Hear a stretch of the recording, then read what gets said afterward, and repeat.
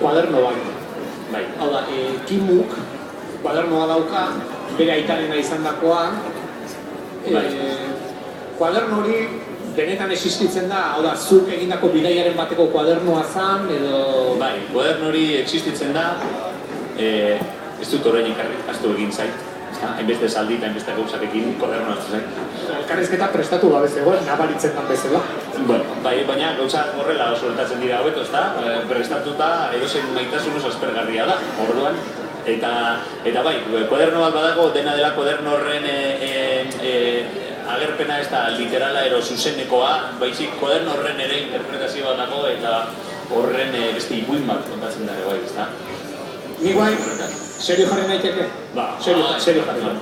Liburuak titula du Egia esan. Egia esan da batetik makulu bat. Hizketan ari garela, nahi gabe esaten dut, ba, egia esan, aurreko batean, ezarrez esateko erabiltzen da nintzen. Gehienetan gezurra esateko erabiltzen da. Eta bestetik literalki, egia esan da, egia esatea. Eta horretatik liburuan badago nola esango dute, jarrera bat, zinismoaren kontrakoa, esan dut, gaur oso modan dago gure gizartean, zinismoa, engainatzea, lotxabako izatea, eta zurean dago, nola esan dute, sinceridade radikal bat.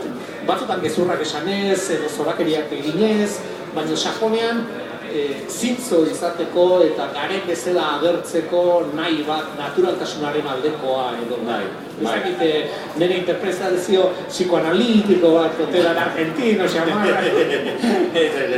Baina, zuzen zabitza, nik zintzotasun horri isladamana nion eta proklamatu zeren eta gaur egunain gizarte postmoderno eta eszeptiko honetan ematen du ezer ezin dugula sinistu eta gauzak oso harin kadukatzen direla eta ez dagoela sinismen basikorik eta nik neuk sentitzen ditut eta nahi dituen hor azalerazi, proklamatu eta gainera aldarri bat jarri nion nire buruari hasieratik titulo hori jarrita esateko, bueno, hemen egixe esango zu hau, bueltaka eta beste eta ez hemen egixe esango zu hau.